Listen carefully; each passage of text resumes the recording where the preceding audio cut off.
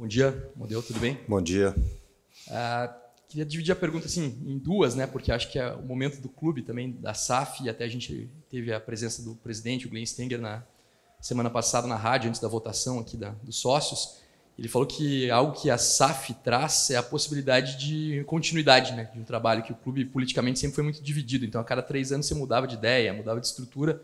Então, eu queria te perguntar, a longo prazo, né, quais são as ideias principais, né, objetivos, mas, né, dividir a pergunta em duas porque o time está numa situação muito complicada. Né? Então, o que pode ser feito a curto prazo, também porque, imagino, um rebaixamento atrapalharia. No assunto da primeira pergunta, que são os objetivos a longo prazo. Bom, primeiramente, antes de responder as tuas duas perguntas, eu queria dar bom dia a todos, saudar principalmente a torcida, a nação Coxa Branca. Para mim é uma honra, é um privilégio e é um desafio muito importante, né, representar e liderar executivamente um clube com a grandeza e com a tradição do Curitiba. Entrando diretamente aí na tua primeira pergunta, né, eu acho que o primeiro ponto a colocar é que esse projeto é um projeto que visa uma reconstrução desportiva e de infraestrutura e estrutural do clube a longo prazo.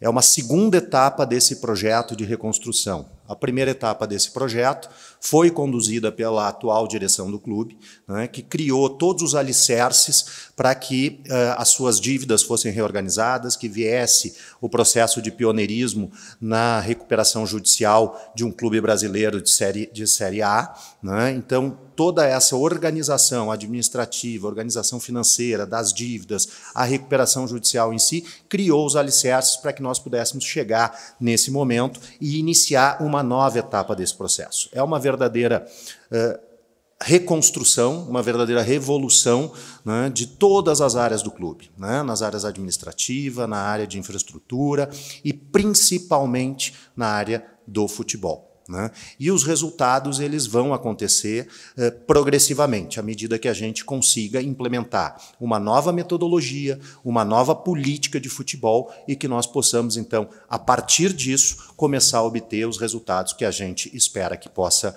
ter. A gente já iniciou esse processo, a gente já tem feito algumas substituições, melhor dizendo, em peças-chave, em setores muito específicos do departamento de futebol, porque a gente acredita que a gente precisa implementar uma nova metodologia de trabalho em relação a isso. Com relação ao projeto de longo prazo, a gente acredita que a gente vai conseguir ter resultados muito expressivos e progressivos, tanto no futebol profissional quanto na categoria de base. Agora, em curtíssimo prazo, nós temos um desafio super relevante. Nós temos 84 pontos para disputar daqui para frente e nós precisamos fazer, no mínimo, 50% dos pontos, 42 pontos. Nós estamos trabalhando muito fortemente, né, para que a gente consiga alcançar, no mínimo, este objetivo de assegurar o clube na elite do futebol brasileiro.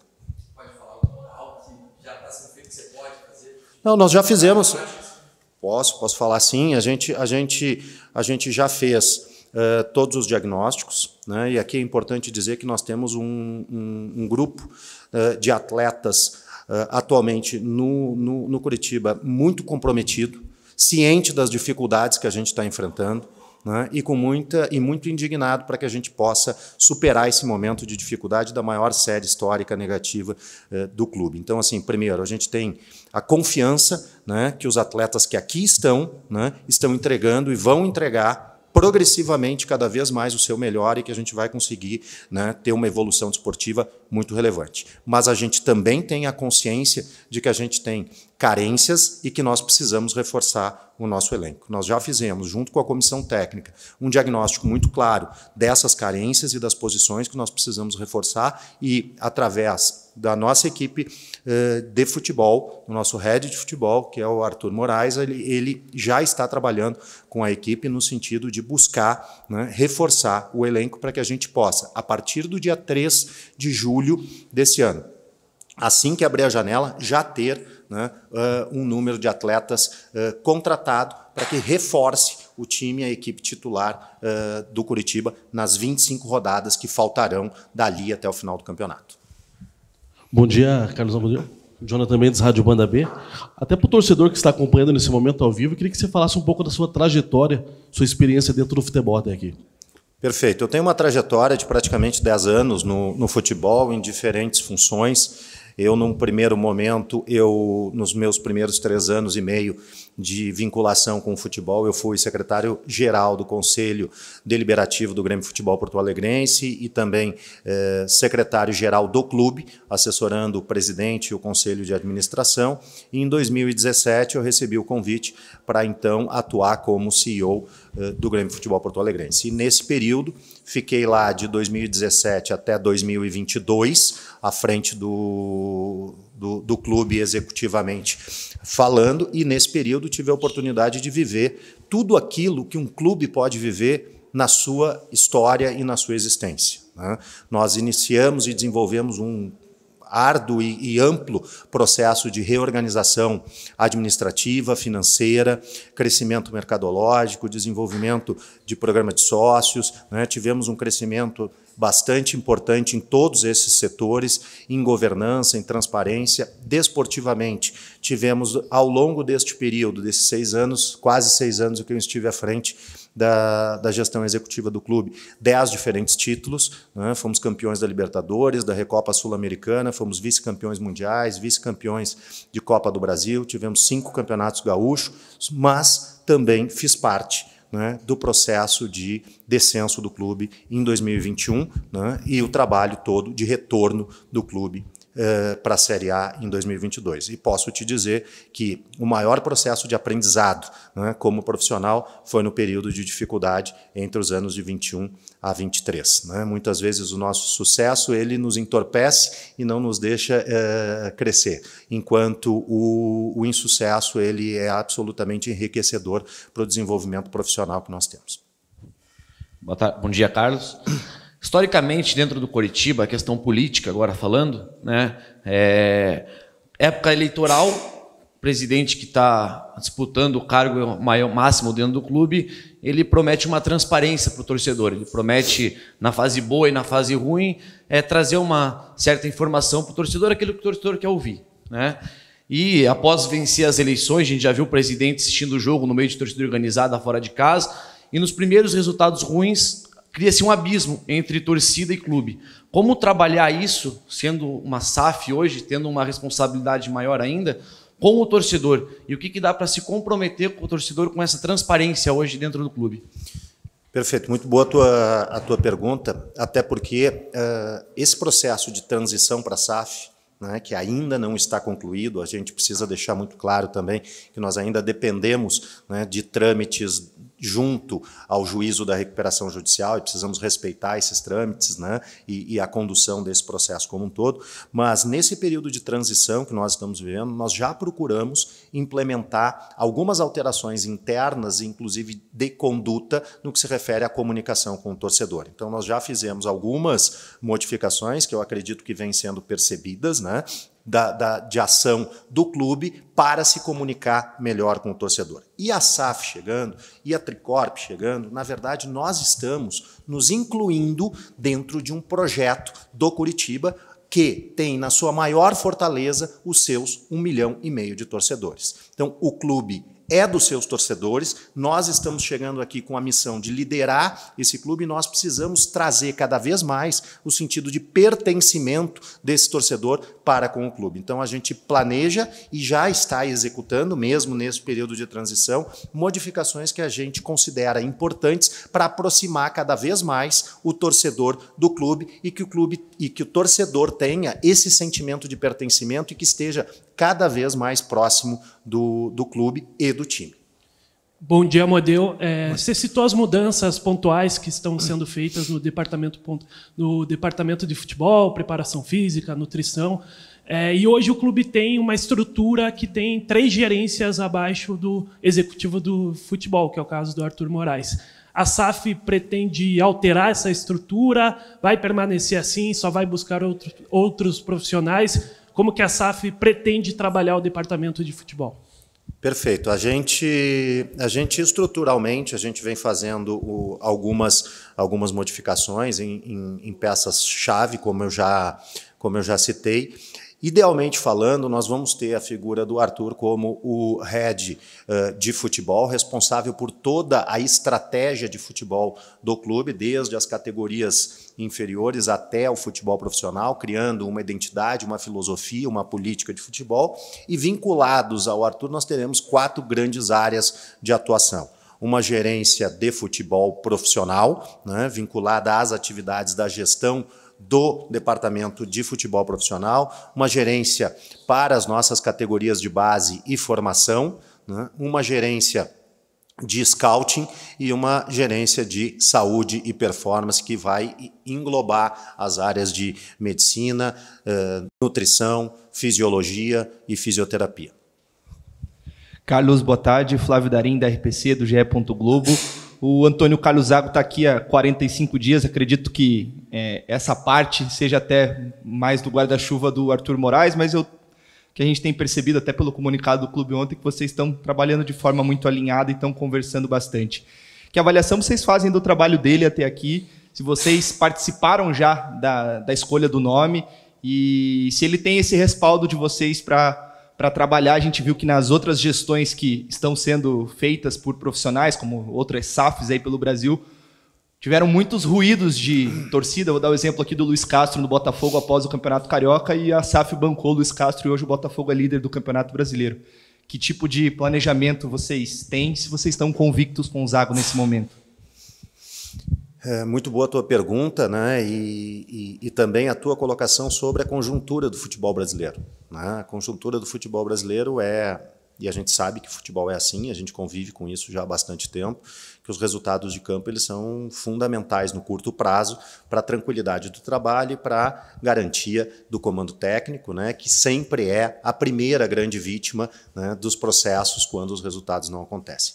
Eu acho que o mais importante é a gente fazer os diagnósticos corretos de como o trabalho vem sendo desenvolvido, de como o grupo de atletas vem absorvendo o trabalho, de que carências nós temos, sejam elas de natureza técnica, sejam elas de natureza tática, sejam elas de natureza física, sejam elas de natureza médica, para que a gente possa aí sim tomar as decisões pelos motivadores corretos e não pelos motivadores urgentes ou da pressão da opinião pública. Na nossa visão, a comissão técnica hoje vem fazendo um trabalho de bastante qualidade, os resultados ainda não aconteceram, por conta de motivos que nós já identificamos internamente quais eles são. A gente acredita que nós vamos fazer uma competição crescente em termos de desempenho, Taticamente, a gente já pode verificar que o time vem competindo em igualdade de condições com grandes equipes, A gente teve uma disputa de igualdade de condições até os 30 minutos do primeiro tempo contra o Palmeiras, que tem uma qualidade muito superior. Então, nós confiamos na comissão técnica. O Zago ele chega no meio da temporada, ele chega com um trabalho em desenvolvimento, com a missão de implementar uma nova filosofia de jogo, uma nova característica, inclusive física, para os atletas enfrentarem e atuarem no modelo de jogo que ele está trazendo, e isso requer tempo para que as coisas aconteçam.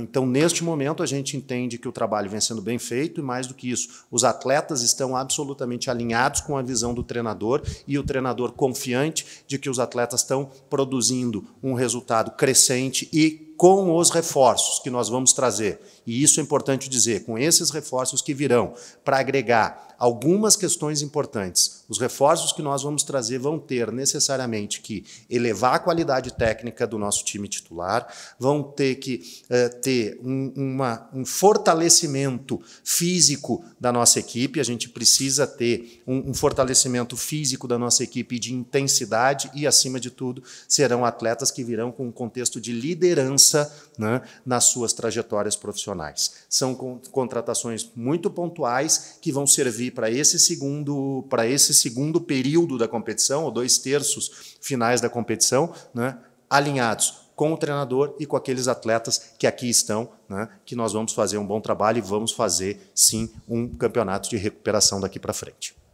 Amodeu, bom dia. TT Mota, da Jovem Pan News, Curitiba. Até agora, toda a gestão do Curitiba em toda a história foi pautada pela emoção, e a partir de agora entra o profissionalismo, como um divisor de águas na história do clube. Toda empresa que investe quer retorno. né? Enfim, a gente é cobrado nos veículos de comunicação pelo Ibope diariamente e tal. Vocês estão colocando para esse grupo alguma meta ao final do primeiro turno e de que maneira essa cobrança por resultados, pelas metas que a diretoria, que a SAF, que os investidores pretendem, vai acontecer? De que maneira vai ser essa cobrança?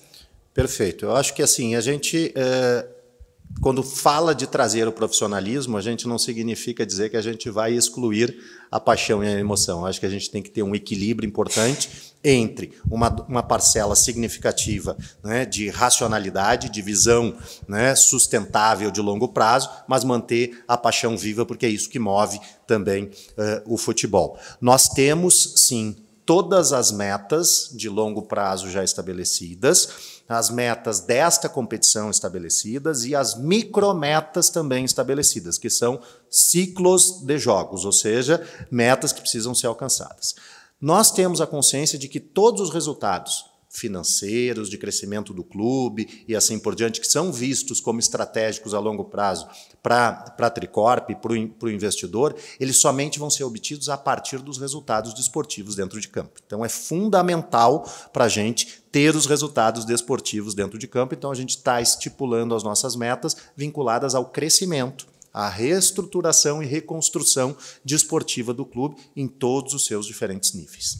E de que maneira vocês pretendem cobrar isso a partir de agora, falando especificamente do curto prazo, né? Porque é o que interessa ao torcedor, a permanência na Série A. De que maneira isso vai ser, digamos assim, cobrado do grupo, dos jogadores especificamente? Essa cobrança, ela é, primeiro, interna e ela é diária, né? Então, nós estamos sendo cobrados todos os dias, né? Nós cobramos a comissão técnica, por sua vez, os jogadores, né? E todos estão cientes de que, neste momento, nós não estamos tendo as entregas que nós deveríamos ter com as metas que nós estipulamos. Então, nós estamos trabalhando, sim, né, na correção das rotas para que essas metas comecem a ser cumpridas imediatamente. E o jogo de sábado, né, é uma prova disso. Amadeu, bom dia, Felipe Matheus, da Rock Go.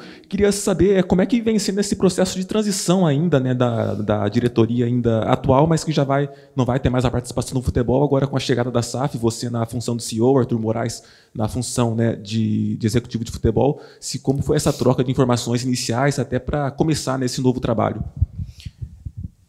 Esse é um ponto importante a ressaltar, né? Esse trabalho vem sendo feito de uma forma, de um altíssimo nível, né, junto à atual direção do clube, né, que tem se mostrado, primeiro, muito profissional e muito transparente na condução de todos esses aspectos. Hoje, né, a responsabilidade institucional pelo clube segue ainda até que nós tenhamos a conclusão desse processo com a atual diretoria, com a atual presidência. Esse processo ele vem fluindo de uma forma muito tranquila, né, com abertura de parte a parte para entender todos os motivadores e todas as circunstâncias que nos trouxeram até aqui, com a gente também trazendo todas as nossas ideias e colocando os planejamentos que a gente tem para que a gente possa mudar o quadro desportivo de curto prazo e alcançar os objetivos que a gente tem de longo prazo. Então, o que eu posso dizer é que vem fluindo com muita naturalidade, de uma forma muito positiva, esse processo de transição entre a atual gestão e a futura gestão, à medida que o negócio seja homologado pelo Poder Judiciário. Eu queria até ampliar um pouquinho essa pergunta, assim, desde quando vem o contato de vocês com a diretoria, né? Porque a gente sabe que começou no ano passado ainda a negociação com a Tricorp e a diretoria institucional, sabendo que em determinado momento, no meio da temporada, haveria essa transição, né? Então, a partir de que momento houve as duas partes trabalhando junto? Imagino que foi um crescimento gradativo da participação do lado de vocês. O trabalho junto, ele inicia, de fato, no dia 9 de maio de 23. Né? O trabalho em conjunto, que é a data em que houve a assinatura do contrato e a data em que nós, então, fomos contratados pela diretoria da associação para já iniciarmos o nosso trabalho enquanto Coritiba Clube, né, para que nós pudéssemos chegar nesse momento e fazermos a transição tão logo aconteça a aprovação pelo Poder Judiciário. Agora, é natural que antes disso conversas ocorressem, mas sem o grau de profundidade, né, que as coisas agora começam a ser realizadas à medida que a gente tem esse processo de transição. Até para investimentos, assim, jogadores mais caros, vocês foram consultados? Nós fomos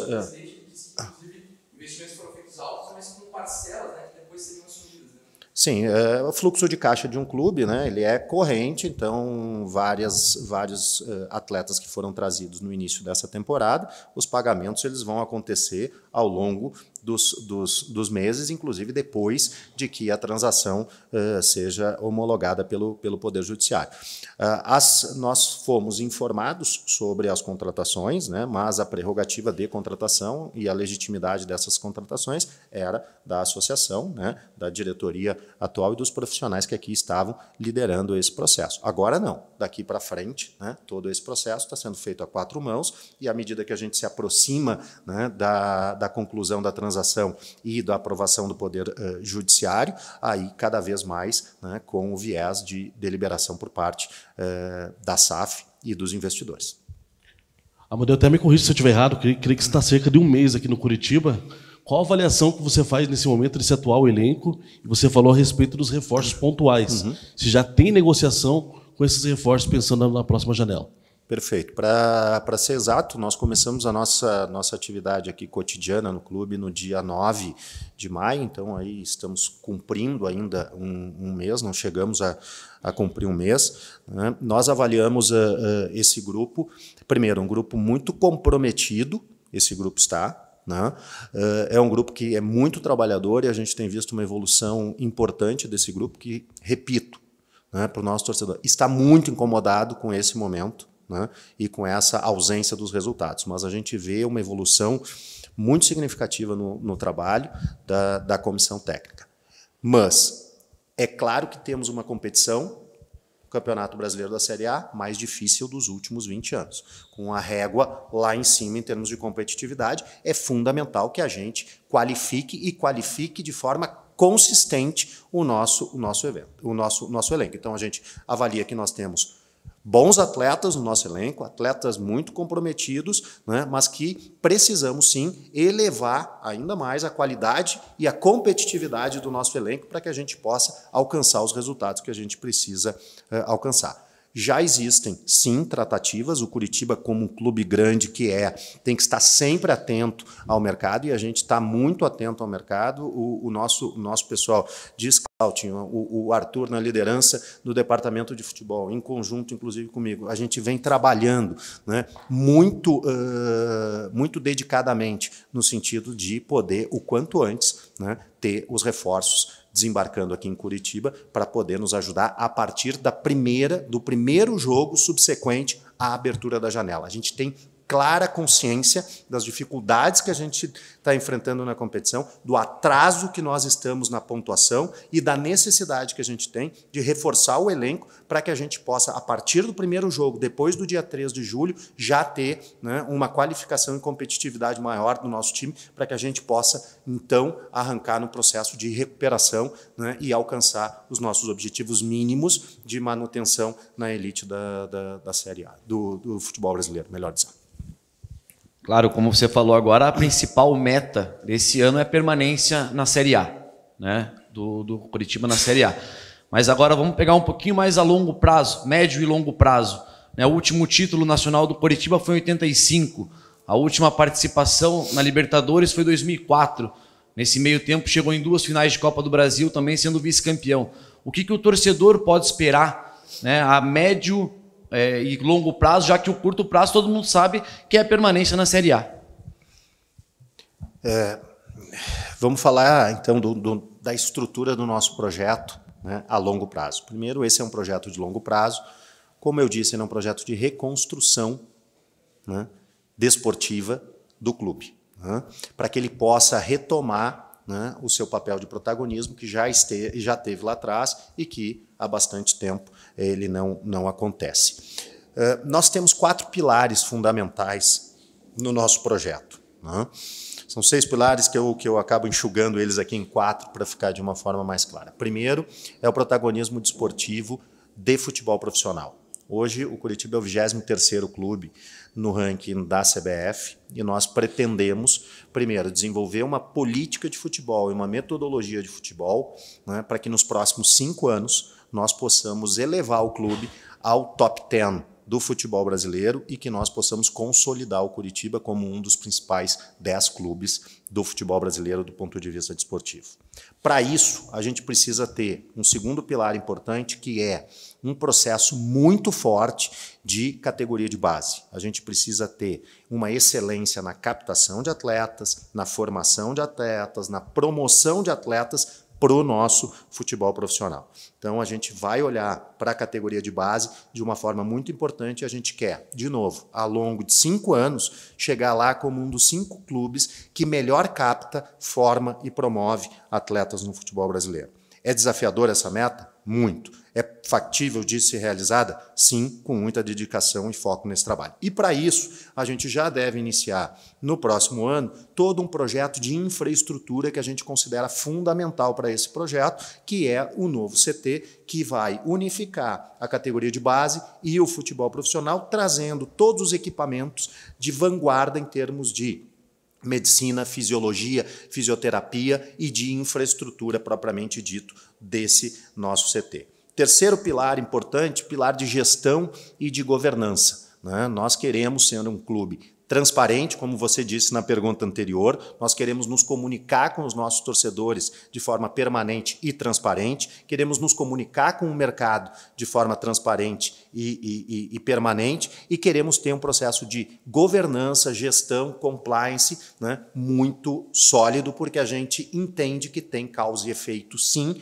entre uma gestão bem feita e os resultados de campo. A gestão, ela é uma base fundamental para que os resultados de campo aconteçam. Assegura ganho de títulos? Não, mas cria um ambiente muito favorável para esse protagonismo desportivo. E, por fim, o quarto pilar, né, é um pilar de inovação e engajamento dos torcedores. Quando eu falo em inovação, não estou falando só de inovação mercadológica, né? Inovação de mercado, inovação de marketing, essas questões. Estou falando em inovação para o futebol. A gente trabalhar cada vez mais com dados, né? Data analytics para captação de atletas, para o desenvolvimento dos atletas, para a recuperação dos atletas, trazer tudo aquilo que existe em termos de vanguarda no que se refere aos processos de medicina para a recuperação de atletas, um custo invisível que os clubes muitas vezes não monitoram e metas que não são estabelecidas qual o custo de um atleta na maca?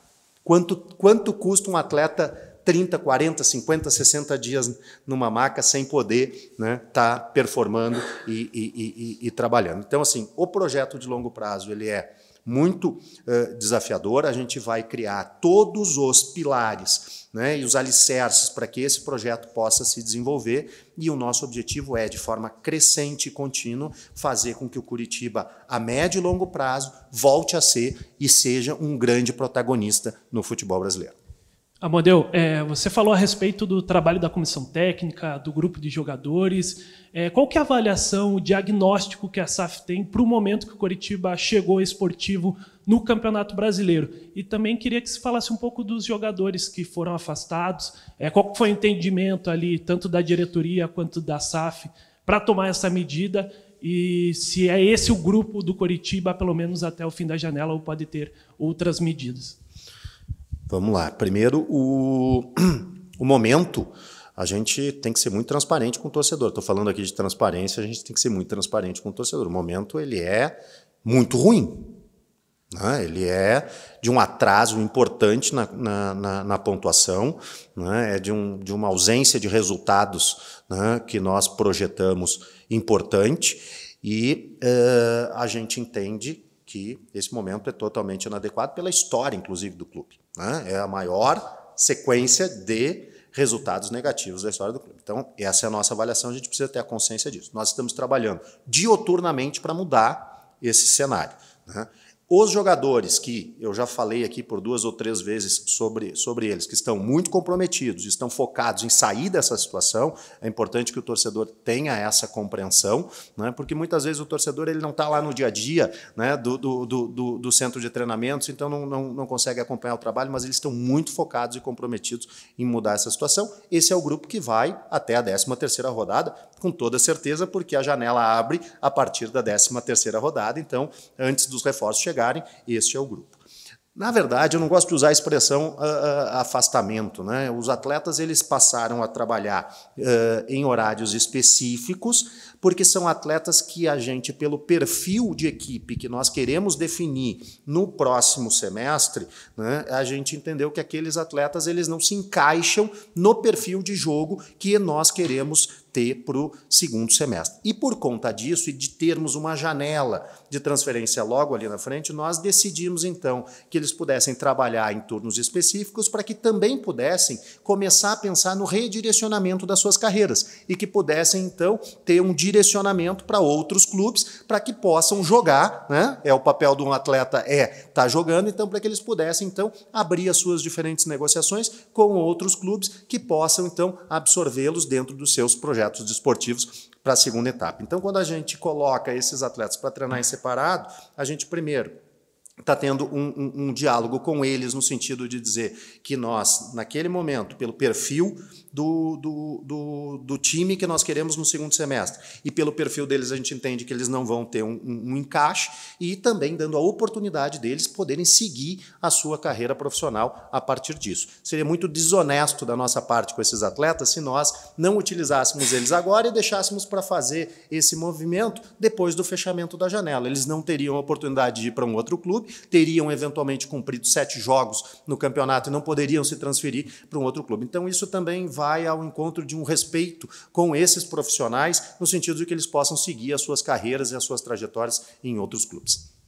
Carlos, até pegando carona nesse último gancho que você deu, que peculiaridades você vê nessa janela que vai se abrir no mês que vem? Muitos jogadores já fizeram 7 jogos na Série A, a Série B não tem esse empecilho, mas também é uma janela muito forte na Europa, que é uma troca de temporadas deles. E se você entende que esses jogos até a janela podem dar um poder de convencimento maior para vocês trazerem jogadores, até por conta do projeto. Estamos trazendo vocês não para um time que talvez dispute a Série B no ano que vem, sim para um time que está lutando para ficar na Série A. Sim. Nós estamos dando aqui um spoiler para vocês, indo um pouquinho ao encontro daquilo que se gosta de falar, né? Porque a gente falou um pouquinho do projeto de longo prazo e já voltou para falar de futebol no curto prazo, né? Mas assim, nós estamos hoje avaliando jogadores que estão no exterior, tá? E que, de novo, preencham aqueles requisitos que eu falei. Isso é fundamental no nosso torcedor ter o entendimento. Vão ser atletas que eles aumentem sim a qualidade técnica, tragam um biotipo, um fortalecimento do biotipo, né, físico da nossa equipe e de intensidade e que tenham experiência, né, para suportar e para enfrentar esse momento com um contexto de liderança pela dificuldade, pelo atraso que a gente tem na competição. O momento da nossa janela, ele é um momento também desafiador para a gente, porque a janela só abre no dia 3 de julho e nós queremos antecipar o movimento da janela. Então, assim, além de nós estarmos atrasados na competição, né, nós queremos trazer jogadores que preencham esses 3 requisitos que eu acabei de falar, que acreditem no nosso projeto, né, antes da janela abrir, antes deles olharem outras oportunidades no mercado. Então, o que a gente tem procurado fazer é ser muito transparente com esses atletas, mostrar para eles que nós estamos trabalhando num projeto de longo prazo, mas que tem um desafio relevante de curtíssimo prazo para que a gente possa antecipar a janela. Podemos ter um ou outro atleta contratado do futebol nacional? Sim, podemos, mas hoje a gente está olhando predominantemente para o exterior. Olhando em conta as posições que o Coritiba está mais carente, quantos jogadores, em média, claro, você pode prometer 4 e chegar a 6, ou pode prometer 8 e vir 4, mas quantos jogadores, em média, vocês pretendem trazer? E dos jogadores que estão no atual elenco, algum desses vai ser colocado à disposição no mercado novamente, para não dizer afastado, como você acabou de explicar? A gente primeiro já procurou fazer essa triagem nesse primeiro momento para dar tranquilidade para os atletas que hoje estão no grupo de que a gente conta com eles. Tá? Então esse é o primeiro elemento. Agora, eu não posso descartar que outros clubes venham a ter interesse nos nossos atletas e que a gente possa fazer uma ou outra movimentação de saída ao longo da janela de transferências. Tá? Mas o nosso objetivo é a manutenção deste grupo, que hoje está aqui, que, como eu disse, está muito comprometido em sair dessa situação de dificuldade. Qual era a tua outra pergunta que eu acabei aqui esquecendo? Viu como era a pergunta que eu não queria responder, eu até me esqueci, né? Então, assim, falar em números é sempre muito ruim, porque eu posso dizer 3, 4, 5, eu vou estar criando uma expectativa, melhor dizendo, no nosso torcedor, que depois, se ela não se realiza, né, isso gera uma frustração. Mas o que eu posso dizer é que a gente entende, sim, que a gente precisa de algumas contratações de atletas que cheguem para disputar a titularidade, sim, do nosso elenco e para reforçar imediatamente e dar mais qualidade ao nosso elenco nos 3 diferentes blocos da equipe, seja no bloco defensivo, seja no bloco médio, seja no ataque do nosso clube. É isso que eu posso dizer nesse momento, né? Eu não queria entrar no mínimo, mas a gente vai ter algumas contratações, sim, que a gente acredita que o torcedor vai ficar satisfeito com isso. Dá para dizer, talvez, que uma das primeiras gestões de crise que vocês tiveram que fazer foi com o caso do Aleph Manga, né? Bem na chegada aí, e como é que foi trabalhar com isso, o principal jogador do clube desde a temporada do ano passado, ficou de fora de 4 rodadas, quais foram os trâmites internos, os critérios de vocês, né, por tudo que foi feito para o jogador ficar de fora, agora retornar, e daqui para frente, qual que é a visão sobre isso? Bom, primeiro, a gestão de um clube de futebol é quase que uma gestão de área de crise, né? Então, assim, isso a gente que está há bastante tempo no futebol, a gente está acostumado a ter essas circunstâncias, né? Então, o clube procurou ser, né, no trato desse assunto, muito cauteloso e muito cuidadoso. Primeiro, para preservar a imagem do clube, a imagem centenária do clube, né? Mas para também não pré-condenar os atletas. Então, a gente tem que ter um respeito também com a pessoa dos atletas nesse sentido. Então, no primeiro momento, para preservar os atletas e para preservar a imagem do clube também, nós decidimos que eles não seriam relacionados para as partidas subsequentes, para que eles pudessem ter a tranquilidade de desenvolver os seus esclarecimentos, de prestar as suas informações dentro dos processos em que eles estavam sendo citados e dentro desse contexto da investigação.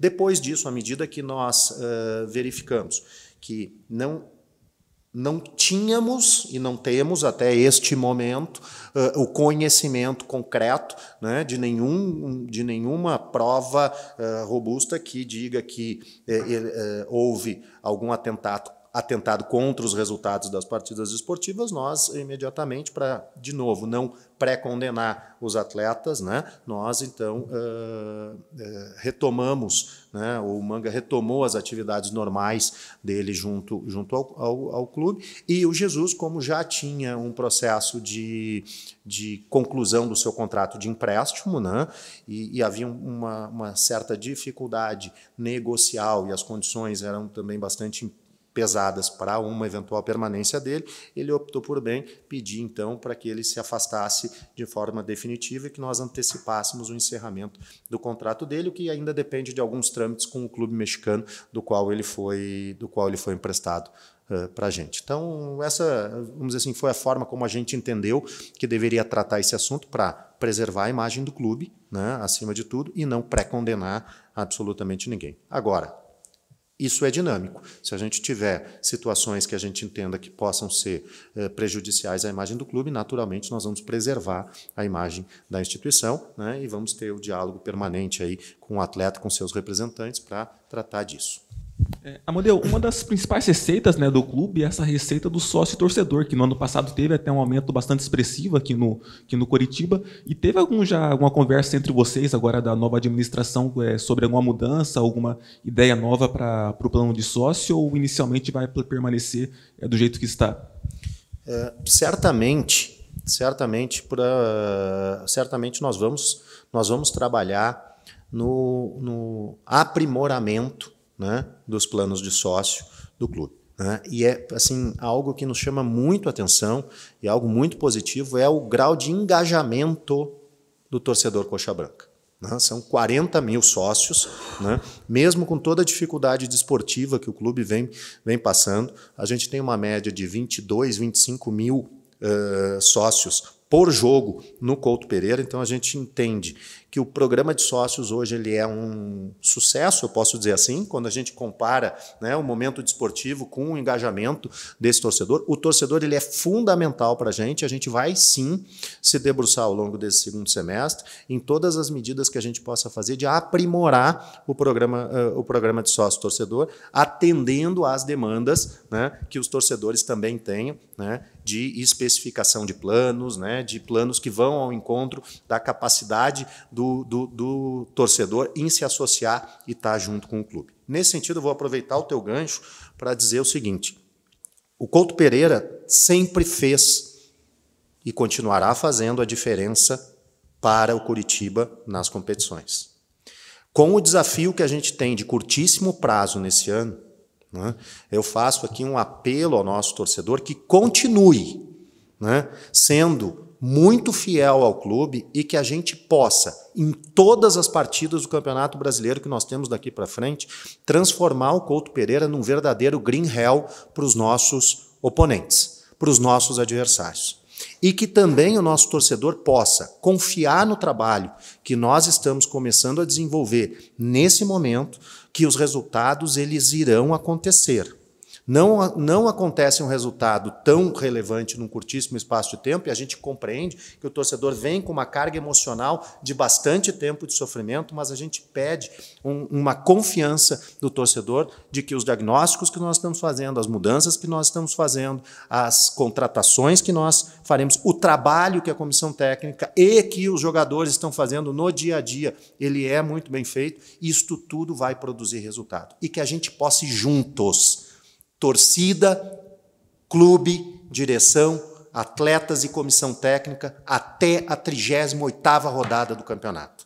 Até lá, nós precisamos fundamentalmente do apoio do nosso torcedor. E que os jogos no Couto Pereira, que nós tenhamos sempre, no mínimo, 30 mil torcedores, 35 mil torcedores que possam nos apoiar do início até o final, porque somente se nós estivermos todos juntos, nós vamos cumprir os resultados de curto prazo. Então a gente conta demais com o torcedor, a gente reconhece o engajamento desse torcedor, do sócio, dos 40 mil sócios, a gente percebe a angústia que o torcedor tem por esse sofrimento todo, e a gente vai trabalhar muito para que o torcedor possa se aliviar dessa angústia, e que a gente possa começar a comemorar novas vitórias e entrar numa nova fase, né, exitosa do clube. Amadeu, queria que você falasse como que está sendo essa comunicação com a Tricorp, e como que vai ser nesse dia a dia, diretamente com eles, em relação às trocas que foram feitas no departamento de futebol. Já tem alguns nomes cotados, como que o clube pretende substituir esses profissionais? Bom, o contato ele é informal, ele é permanente, né? Então nós estamos permanentemente em contato com a Tricorp, mas em termos de organograma, né, o que nós vamos ter é a minha figura como CEO e principal executivo do clube, responsável por todas as atividades do clube em todas as suas diferentes áreas, com um reporte para um conselho de administração que será formado por profissionais de mercado altamente qualificados, a quem eu vou reportar todas as nossas ações e deliberações. Nós teremos um limite de competência, teremos alçadas especificamente definidas. Dentro desse limite de competência e dessas alçadas, nós vamos ter a liberdade de trabalhar no cotidiano aqui, e sempre que a gente for superar esses limites de competência e essas alçadas, nós vamos buscar a salvaguarda e a aprovação do Conselho de Administração. Algumas alterações já foram realizadas, né? Na área de fisiologia, nós já trouxemos um novo profissional, que é o Guilherme, né? Um profissional que tem larga experiência, passagem por grandes clubes do futebol brasileiro. Trouxemos também o Thiago para substituir a preparação física também com um profissional que tinha sido então desligado do nosso quadro. Fizemos um ajuste interno no que se refere à nutrição, né? Nossa nutricionista da categoria de base hoje então vem cumprindo, né, o papel interinamente no futebol profissional, sem descartar que eventualmente ela possa continuar ou que eventualmente eventualmente possa vir outro profissional. Esse é um processo que a gente ainda vai avaliar. Os desligamentos que foram realizados ontem, né? A gente, num primeiro momento, em termos de saúde e performance, nós estamos fazendo uma readequação de atividades internamente com os profissionais que lá estão, né? Dividindo um pouco as atividades entre a área médica e a área de fisiologia para fazer esse processo. E no que se refere à gerência de futebol, propriamente dito, né, nós devemos sim trazer um profissional de mercado, mas estamos com muita tranquilidade para fazer a escolha e a seleção, né, entre vários diferentes profissionais, daquele profissional que melhor se encaixa, né, no projeto que a gente tem de médio e de longo prazo. O Coxa tá chamando. Seja sócio.